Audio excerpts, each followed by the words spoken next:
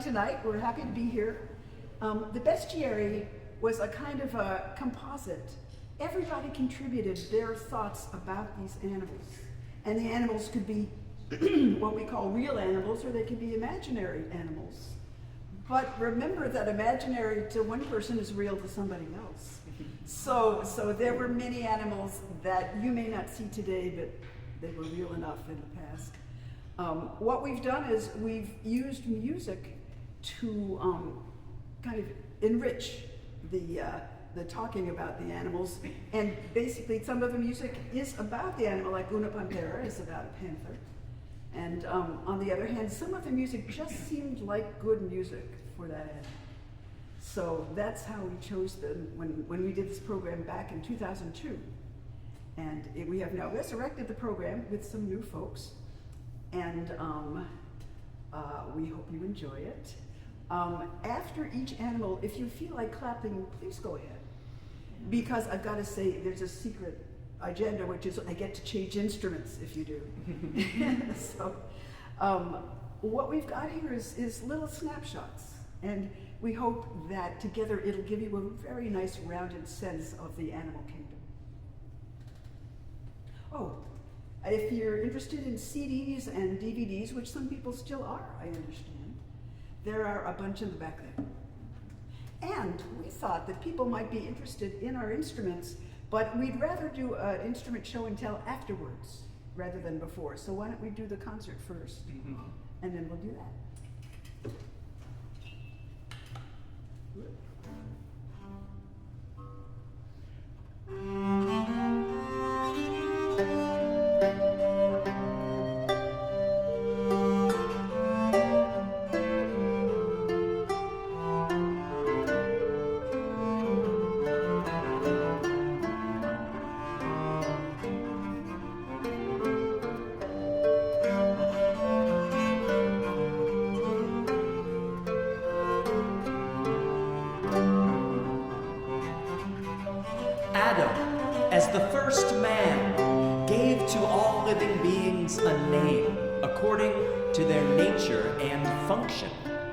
In Latin, they are called animals, or animate beings, because they are animated by life and moved by breath.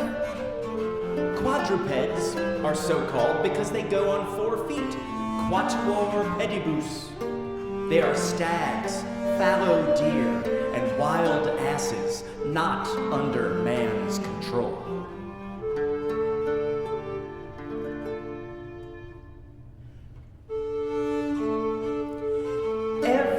That lacks a human face and tongue, we call cattle. Beasts of burden are so called because they bear our burdens. Oxen pull the loaded wagon and help us turn the hardest soil, while horses and asses carry men and ease their progress when they travel.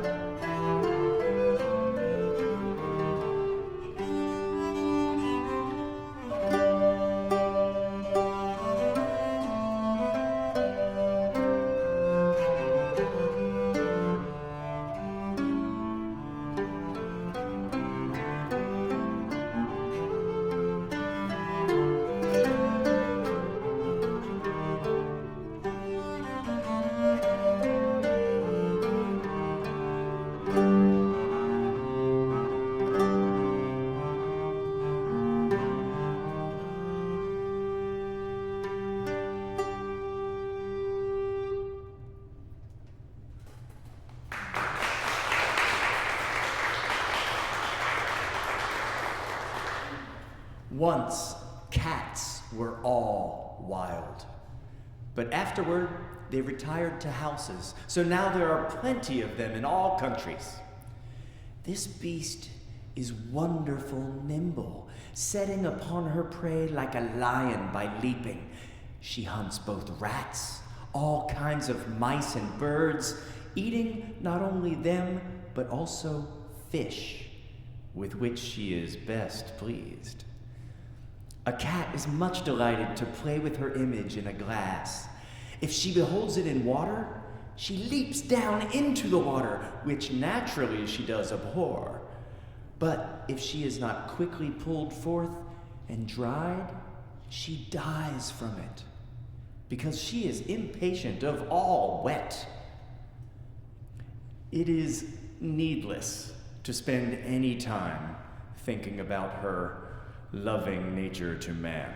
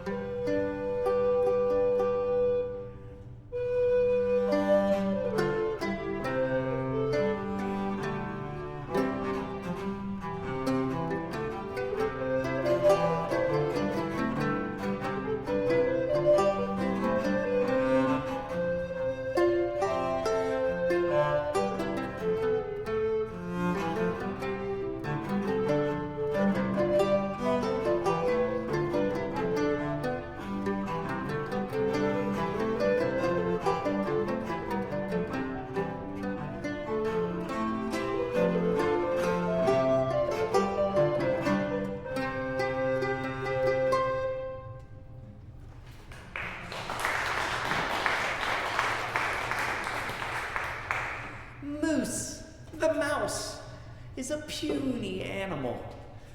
Some say it gets its name, mures, because it is generated from the dampness of the soil, from humus. For humus is hu-mus. See?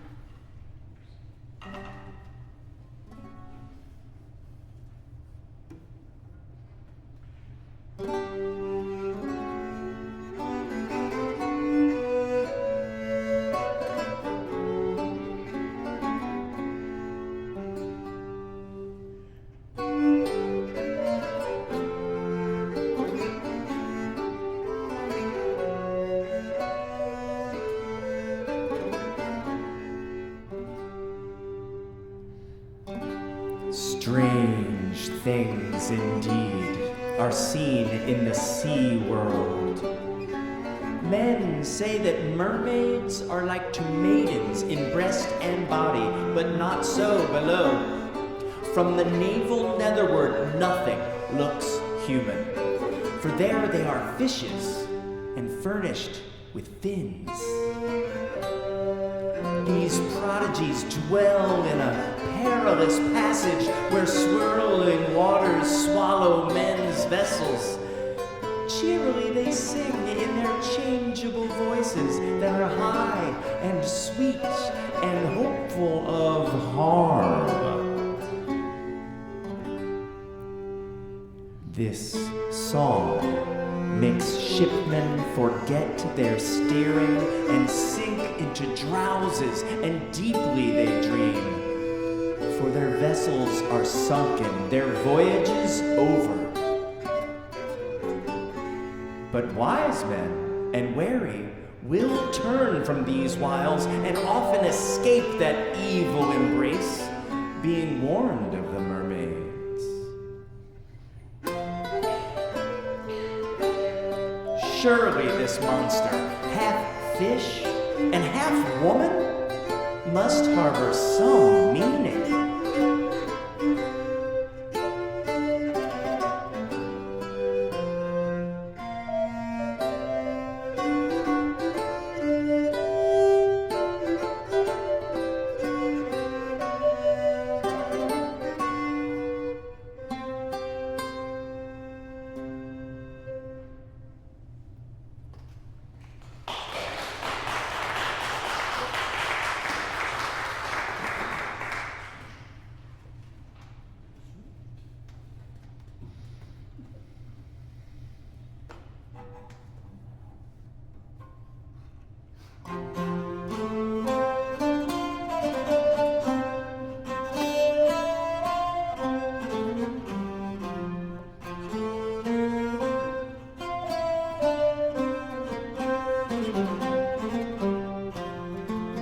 There is no creature cleverer than a dog.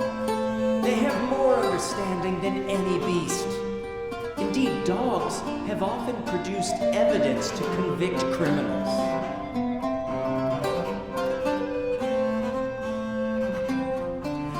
They say a man was murdered in Antioch, in a remote part of the city, at dusk, who had his dog on a lead.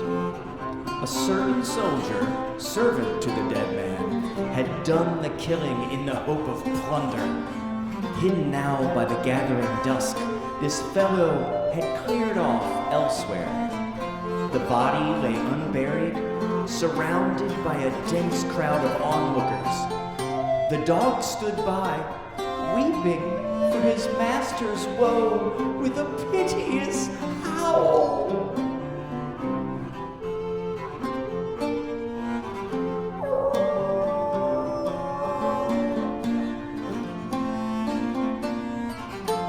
Now it chanced that he who had committed the murder, such is the deviousness of human cunning, had innocently joined the mob of spectators and approached the corpse as if in mourning. At this, the dog ceased its howling for a moment and sought its revenge. It gripped the fellow tight and, wailing a keen that sounded like some heartbreaking, tragic epilogue, reduced everybody to tears. And because the dog chose this one person from among so many, he proved his case. The soldier was terrified, for he did not know how to refute such an obvious proof, not even by objecting that he had been accused out of hate or envy. He confessed his crime and took his punishment.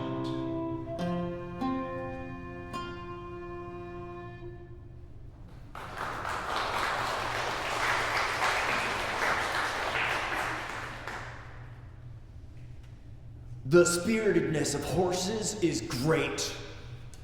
They exult in battlefields. They sniff the combat.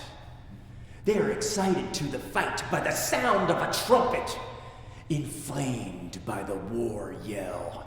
They are spurred to charge.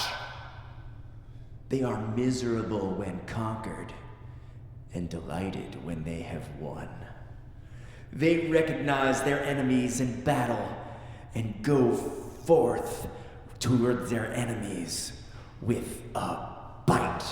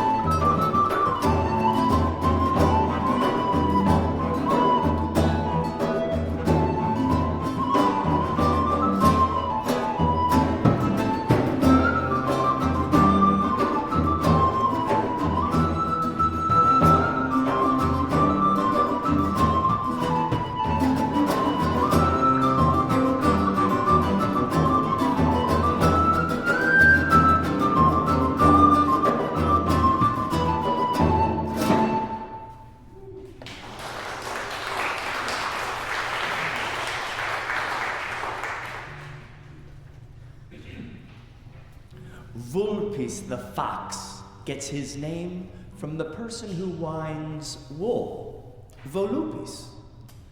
For he is a creature with circuitous pug marks, who never runs straight, but goes on his way with tortuous windings.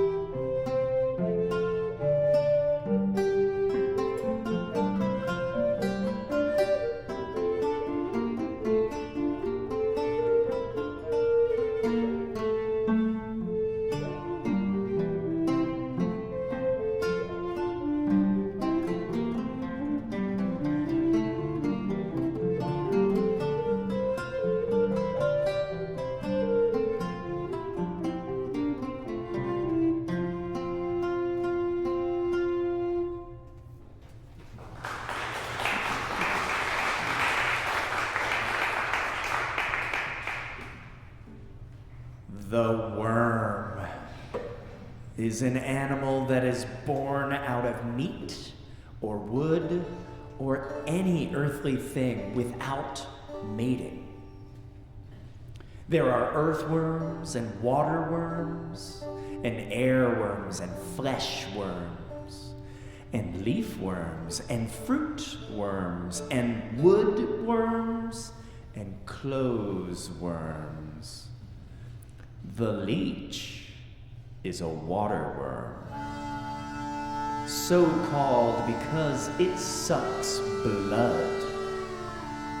It lies in wait for those who are thirsty, and when it slips down their throats, it slurps their blood. When it cannot hold any more, it spews it up again and starts once more afresh.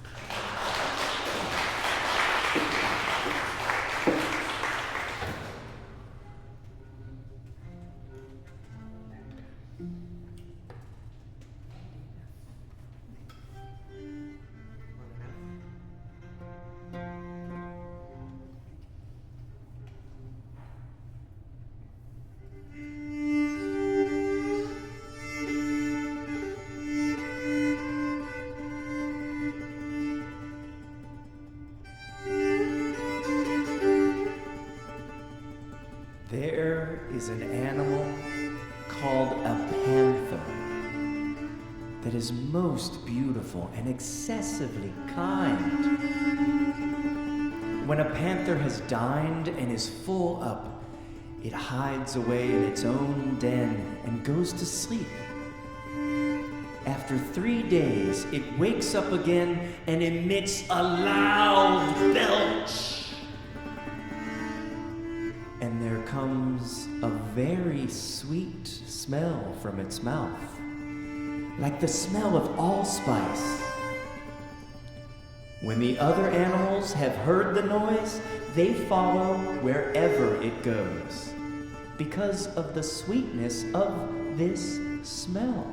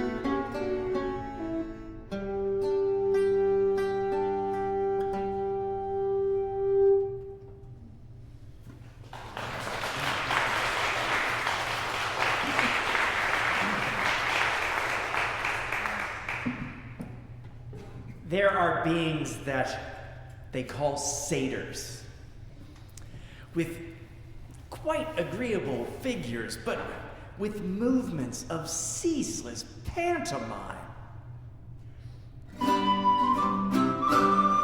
They inhabit inelegant subterranean hovels and live on vegetables and refuse to have anything to do with other humans.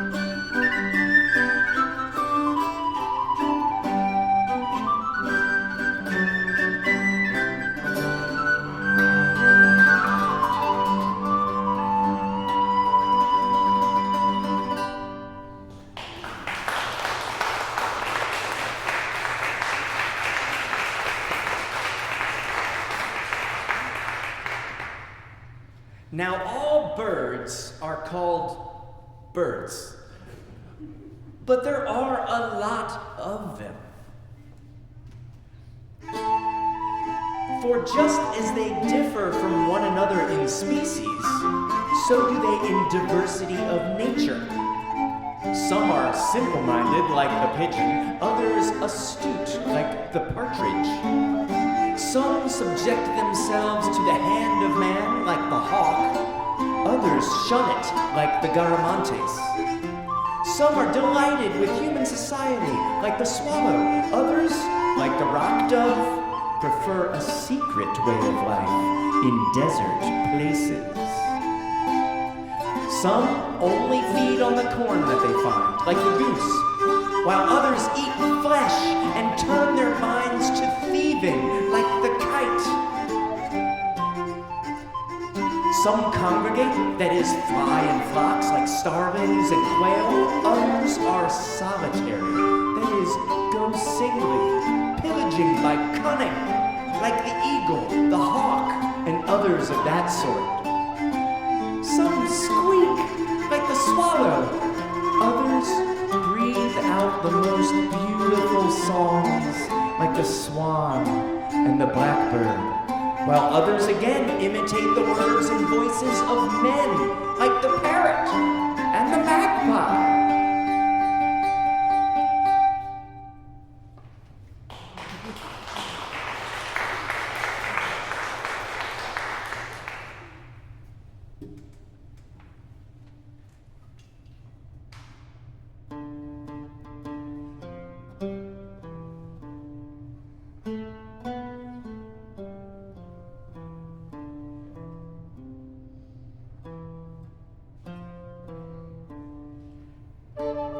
The nightingale bird, Lucina, is an ever-watchful guardian, warming her eggs throughout the night and greeting the morning with her voice. She tempers the sleepless labor of her long night's work by the sweetness of her song. The summit of her ambition is to cherish her young and to warm the eggs to the best of her ability, with her song as well as with the heat of her body.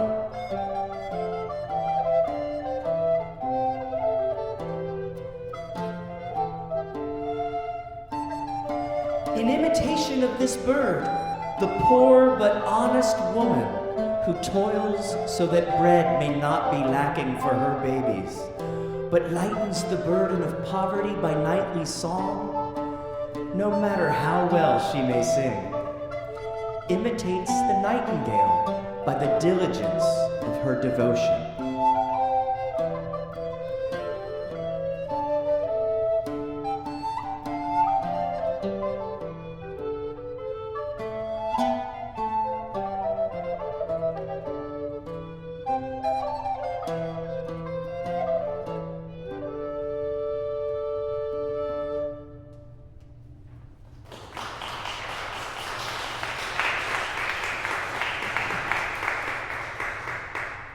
Grus, the crane, takes its name from its peculiar cry, Grus, Grus!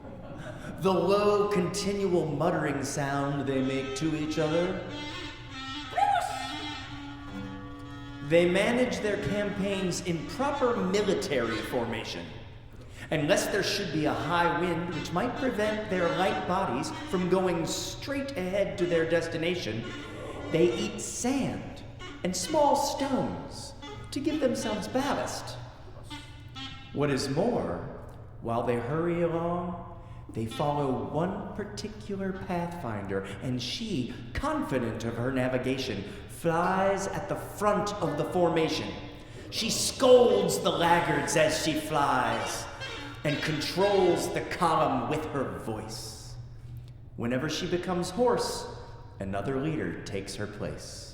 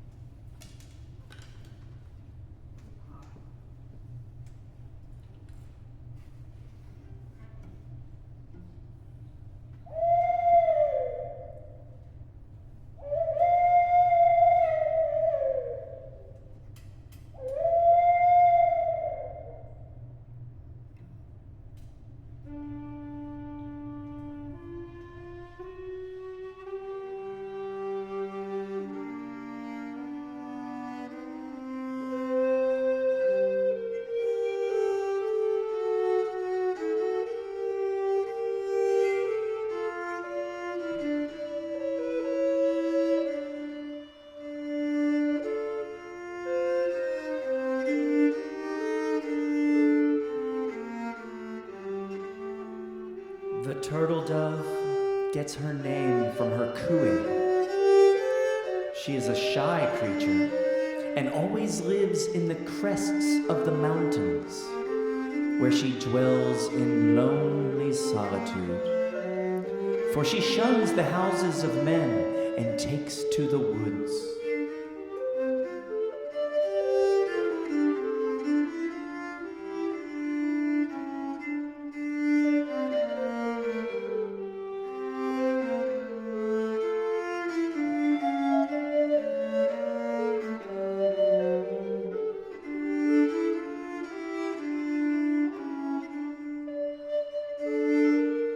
When a turtle dove is widowed by the loss of her spouse, she takes a dread against the very name of matrimony and grows bitter about love itself.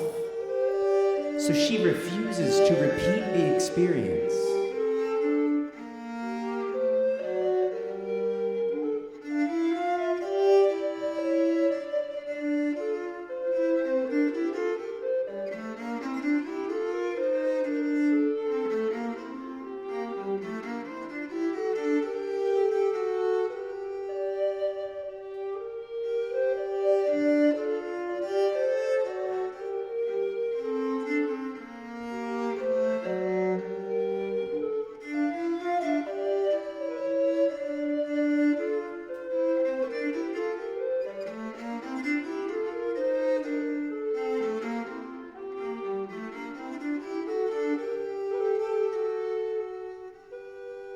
Who gave such laws to turtle doves?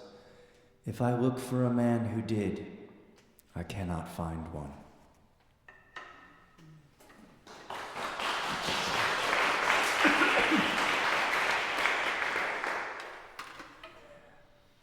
The phoenix of Arabia is unique and unparalleled in the whole world. It is as big as an eagle.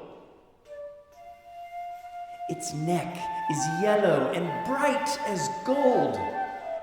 The rest of the body a deep red purple. The tail azure blue with feathers of rose carnation color. It lives beyond 500 years.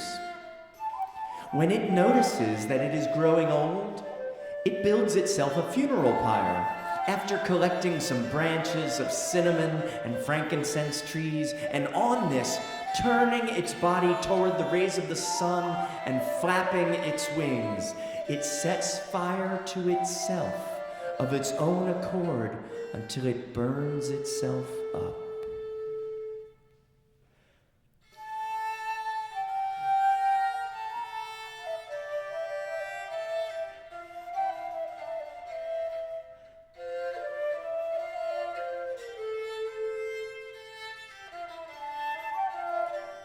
Then verily, on the 9th day afterward, it rises from its own ashes.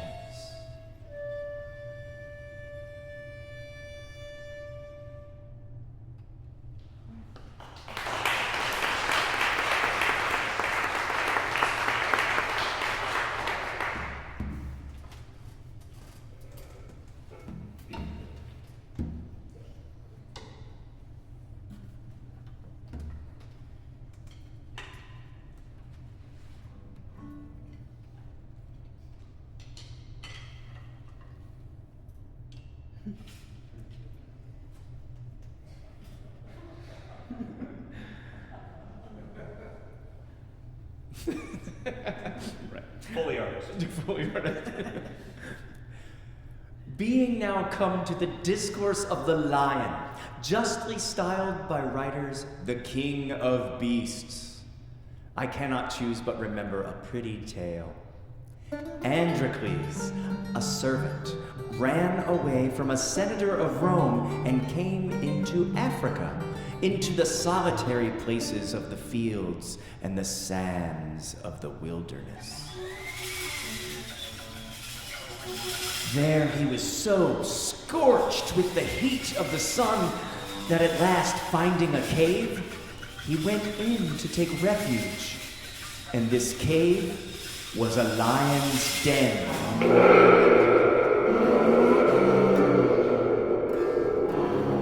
Soon the lion returned from hunting, uttering great lamentations and pitiful roarings. Androcles at first was sore afraid of him, but when he saw such a huge, savage beast acting so meek and gentle, he began to think that surely there was some sore on the foot of the beast. Taking courage unto him, he lifted the lion's paw and found on the bottom a great splinter, which he plucked forth. The lion, being eased of his pain, laid himself down to rest, with his head in Androcles' lap, and being very well pleased because Androcles handled him so courteously, the lion not only spared his life, but also went abroad daily to hunt and brought him home the fattest of his prey. For 3 years, man and beast lived in harmony. The man roasting his meat in the hot sun, and the lion eating his part raw, according to kind.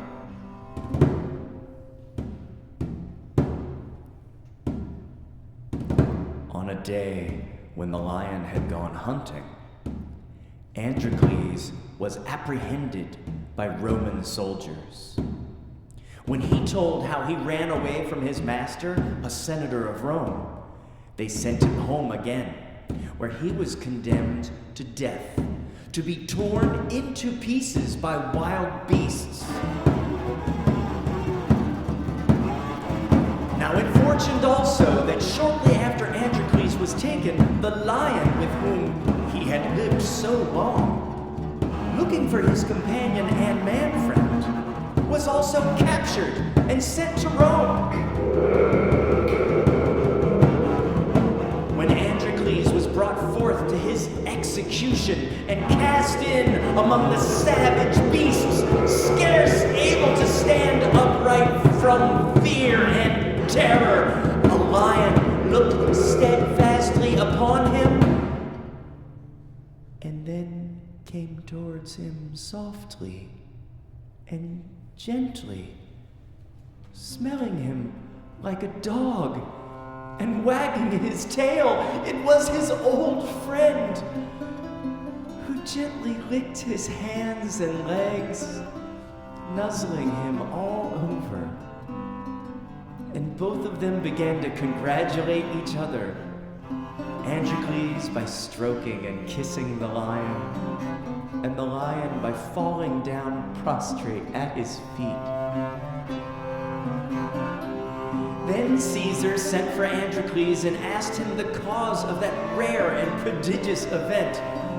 After hearing the story, he pardoned Androcles, and the lion was given to him as a reward, adorned with flowers and garlands.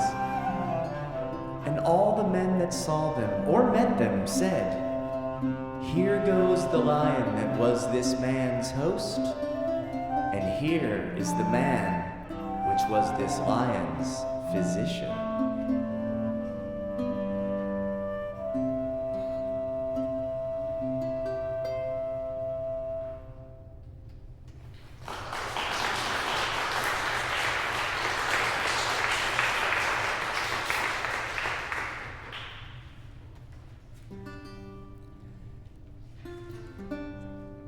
Unicorns, above all other creatures, love virgins and young maids.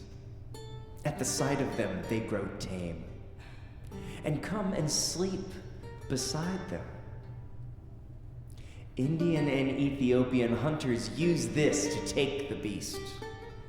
They find a strong and beautiful young man, whom they dress in the apparel of a woman, perfuming him with diverse flowers and spices, and the man, so adorned, they set in the woods where the unicorn haunts. so the wind may carry the savor to the beast. The unicorn, deceived with the outward shape of a woman and sweet smells, comes unto the young man without fear, and lets his head be covered and his body wrapped, lying still and asleep. Then when the hunters perceive him fast and secure, they come upon him, cut off his horn, and send him away alive. But concerning this opinion, we have no elder authority.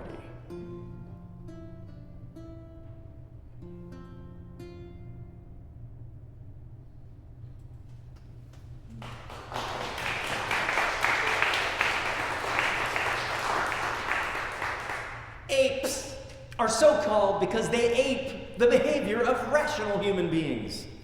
Wise in the lore of the elements, these creatures grow merry at the time of the new moon. At half and full moon, they are depressed. Admitting that the whole of an ape is disgraceful, their bottoms really are excessively disgraceful and horrible.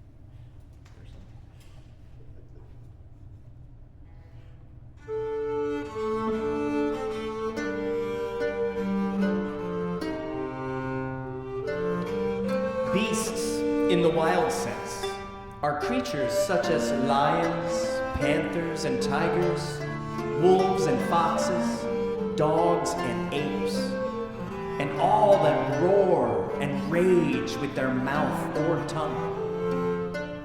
They are called beasts because they possess their natural freedom and act as they themselves have willed. Their will is indeed free, and they range hither and thither where their instinct leads them. There they go.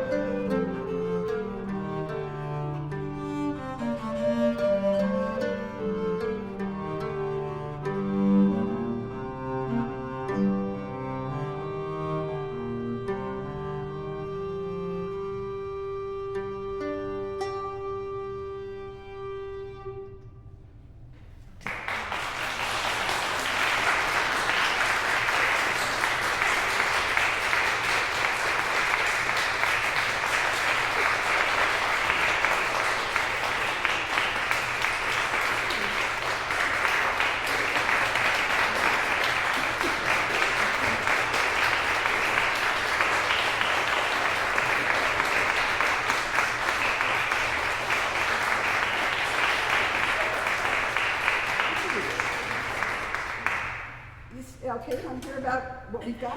We only have 50 or 60 instruments. Brian. Yeah, so now we'll tell you about our instrument petting zoo. Instrument petting zoo. And if you need to leave, don't feel trapped by this moment. Just, come and go as you wish. How many of you are early music folks? So we may not have to. How many of you admit to being early music? Us too, I mean. Yeah. Yeah, so this is a lute. Most of the instruments I played tonight are lutes. The lute dates back, the origins of it are sort of lost in the mists of time, but very, very early representations of the lute you can find in ancient Sumerian depictions, ancient Greek depictions, ancient Egypt. And it's an instrument that was played in many different cultures. Now, the ones that I've been playing are from the Western world. And this particular one is like the earliest version of a Western lute that I own. Very small instrument, only has 4 pairs of strings. And as you'll see, throughout the history of the lute, the trend was to add more and more strings to the instrument. They got larger so that they could accommodate more strings and a wider range. They were essentially seeking lower and lower bass notes. Medieval lutes, I would date this instrument to be around maybe between the 10th and 11th century is when people would be playing this style. You play it with a plectrum. I am using a piece of horn. We've seen people also use strings, like a string from their instrument, like if I clipped it off the end and I could play my instrument with the string, and feathers. The cousin of the lute, which is the oud in the Middle East. The oud is this big fretless lute. The tradition on that instrument was to play it with an eagle feather. And actually the name for this is risha, which means eagle feather. So we do know that people played them with a variety of things, and I also play them with a variety of things.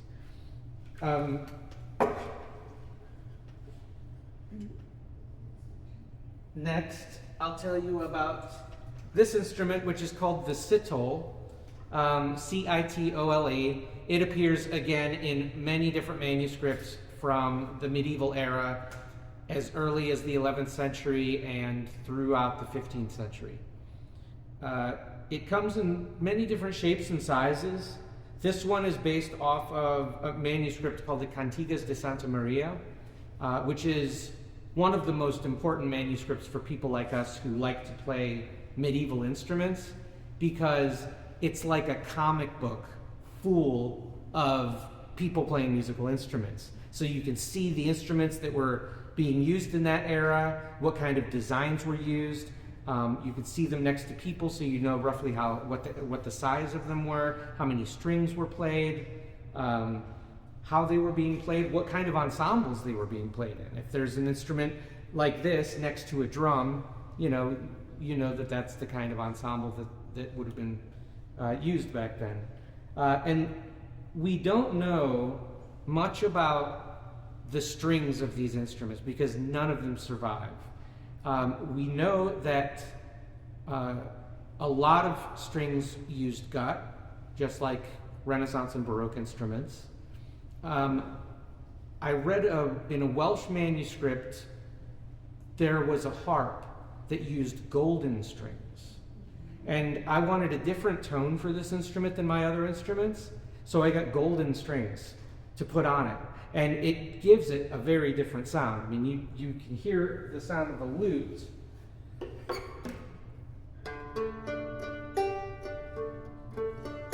So that's like what plucking gut strings sounds like. And then this is what plucking golden strings sounds like.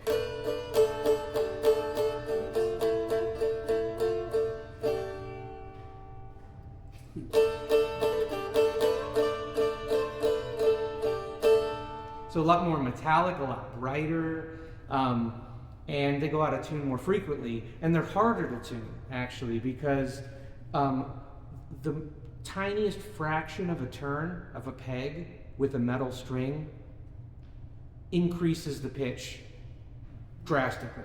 So it takes a long time to really tune it. It takes a really delicate touch. Now I have a later medieval lute. This is more the size of lute that people are used to seeing. And that one had 4 courses. This has 5 courses, 5 pairs of strings on it. At this era, lutes were still being played with a plectrum. And in the paintings we see, which are mostly angels playing them, they're elaborately decorated, just like this. All of this is hand-carved parchment. And this is based off of an actual painting, so this instrument does exist in a painting. It has a different tone, as you would imagine, slightly deeper tone, although the strings are tuned the same. So it just serves a different function in the overall sound that we're playing with. And then finally, a Renaissance lute.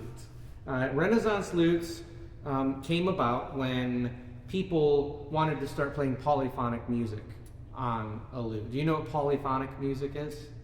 What do you poly? Yeah, it's music with multiple voices happening at once. So most medieval music is monophonic, meaning one single voice. So you can play that with a plectrum because you're just playing one string at a time.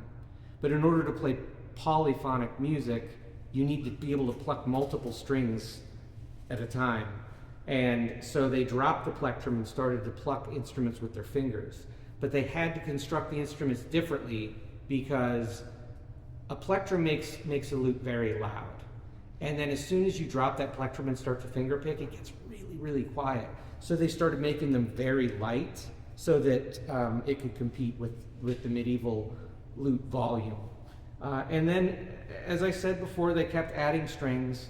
So when the Renaissance lute was developed, in the very beginning, they added a 6th course to it.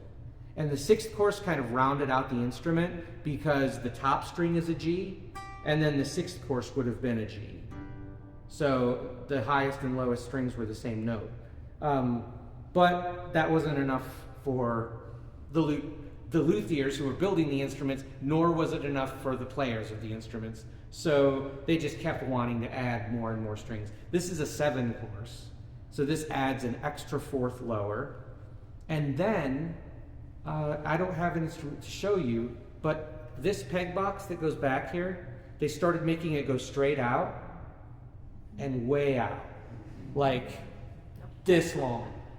And so that way they could have strings that long. Have you ever seen a harp that has really low bass notes? Those strings are much longer than the really high notes on a harp, right? So in order to make these really low bass notes, they needed to make them long. So that's how they did it. They just made the lute really long and added bass notes. And they continued to add strings until there were 14 pairs of strings on the instrument. And I've even heard in a treatise, a very famous theorbo player from the 17th century who claims he had a 19-string instrument. So there you go. That's the lute. Oh, you have a question? Yeah, I noticed you were mostly striking the strings right above the hole. But at one point you went up the neck a little bit to strike it. I assume you're getting different tones. Different tones, exactly. Yeah, so this is sort of home position, right between the rose and the bridge. That's kind of home position. But when you become more of an artist on the instrument, you want more color. You want more to play with. And plucking in the instrument here sounds beautiful. When you pluck it here, sounds a lot more like a harpsichord or something, right? And then when you pluck it down here, sounds a lot more like a harp. So you can play with that and get different tones out of the instrument just based on where you pluck it. Thank you. I'm representing what musicologists call the sticks with holes in them family of instruments tonight. And yeah, I probably don't have to explain to you what recorders are. You probably have all played them at one time, at least tried a recorder in school. Many instruments in the Renaissance came in families, and recorders, this is necessary because they have a relatively limited range on an individual instrument. So I brought multiple sizes with me tonight, including satyr size, nightingale size, dog size, and panther size. So I have lots of options. And the recorders were, played, kind of throughout all strata of society. There were other instruments that were used, especially in the Renaissance. So I played this for the fenice fu, and this type of flute came into being, it became popular right about the time that piece would have been produced. And it's got a very long, thin bore. It's almost perfectly cylindrical, which makes it extravagantly out of tune with itself. So the player has to pay a lot of attention to playing in tune. And as you can see, no keys or anything like that. It's made of wood, and it's just got these very small holes. Very flexible, but not very loud. On the louder side, although not too much louder, we have bagpipes, of course. And there are so many different kinds of bagpipes. It's really sort of the pan-European instrument. Almost every country in Europe has at least one historical bagpipe tradition. And there were bagpipes used all over in the Middle Ages and Renaissance. We see pictures of animals playing bagpipes quite a lot, actually. We see pictures of animals playing other animals as bagpipes. So you do generally have an animal skin. This one is copied after a German Renaissance design called a Hummelchen. Hummel is a bumblebee. And so this is a little bumblebee. Maybe as you can hear, they're kind of quiet and sweet, and they blend well with other instruments. And then for our crane, I also had this cornemuse, which is another capped reed instrument. You can see there's a double reed in there, like an oboe or bassoon. And this is blown directly into with the mouth. And I always feel that it's sort of like a sad bagpipe that's lost its drones and bag. But it does allow you to play a little bit less continuously, so that's kind of nice. And that's, I think that pretty much covers all the wind instruments for this evening. So, thank you. Percussion basically has had a long, unbroken tradition. These instruments, like one like this, you would find in all around the Mediterranean, from Africa all the way around Spain. There's iconography, statues that go way back into the ancient Greeks. And of course, as you can imagine, the idea of hitting something and getting a sound is kind of immediate. If you've ever just hung out in a forest for a while, you'll find something that you can hit for sound. Cool thing is some of those statues and paintings and things, you can kind of learn the techniques that they were playing, which are often still in existence in various places. For instance, there's an Italian style that you see in paintings a lot, where in the painting you just see this. And in Sicily, still to this day, they're doing that move. So if you're doing it fast enough, it just kind of looks like your hand is sitting there. So you're caught in action, and you see those paintings like that. And all kinds of styles still exist all around the world, and there's all kinds of drums. For instance, this clay drum that Tina picked up, she calls it the darbuka. Yeah. This also is sometimes referred to as a darbuka, Turkish one, or a dumbek. They all have, sometimes the names are very similar depending on, and sort of overlapping with each other all around the cultures. This instrument It's a modern instrument, but an ancient concept. It's basically a drum with something attached to the head. And you can find examples of this in, there's an instrument referred to as a rommelpot, and a Latin instrument called a cuica that has a stick attached.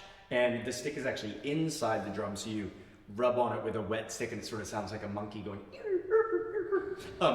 This one with a spring just activates against the head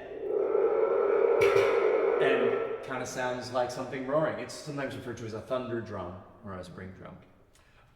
And then I just randomly used the ocarina for the dove.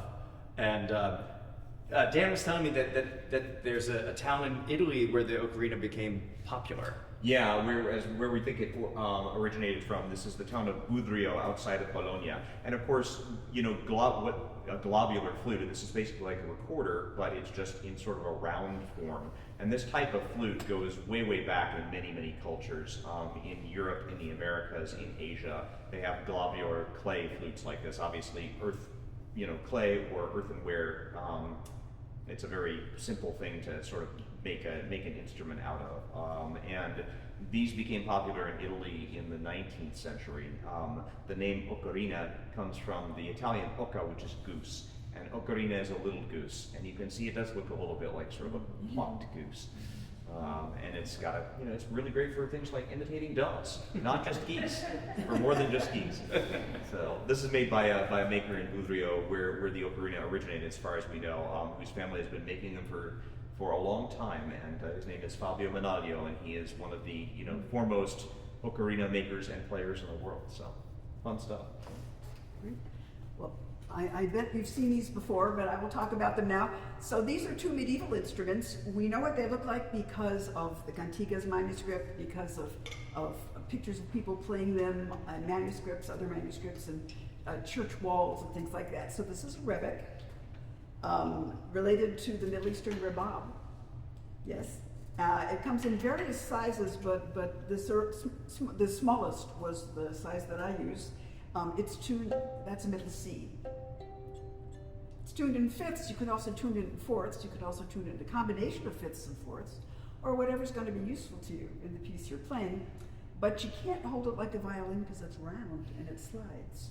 So all the angels in the pictures I saw do this. So if the angels do it, I can do it too, right? So play the rebec like this. Got strings, and the other medieval string instrument that was used a lot, bowed string, is the viol. This is a later medieval viol. You can tell it's kind of big, and it's used for polyphony. I call it a tenor viol because it's about the size of a tenor viol. And the general tuning for this by that time, which is the 12th or 13th century, right? So a fourths with a third somewhere. Some people tune A, F, some people tune A, E, C. But fourths and thirds are pretty useful because you can do a lot of droning. You can do a lot of bass support, and that's the C on the bass clef. So nice and convenient. Tina and I discovered on this gig that we actually tune our instruments the same way. Her VL is tuned exactly like my 5-course medieval lute. Mm-hmm. This violin is a Renaissance violin. It's a copy of an Amati from 1588. You didn't know he was around that early, did you? And I like it because it's more rhythmic than melodic, I find it. And I think it's very good for articulations and very dramatic, as you probably can tell. This little bow, I have no idea where I got it. It's black horsehair, and you can play it, little instruments with it. Violin, rebec. And this is not a cello. It's a... Thank you. How many people here play viola da gamba? I got one, I got two. So 6 strings, generally, frets. And what do you say, 1430 or so? Was that the beginning of the viola da gamba? This is a copy of a Renaissance instrument, really from the 16th or 17th century. And it's my baby. How can I tell you? So this is what we've got, and thank you for coming to hear us tonight.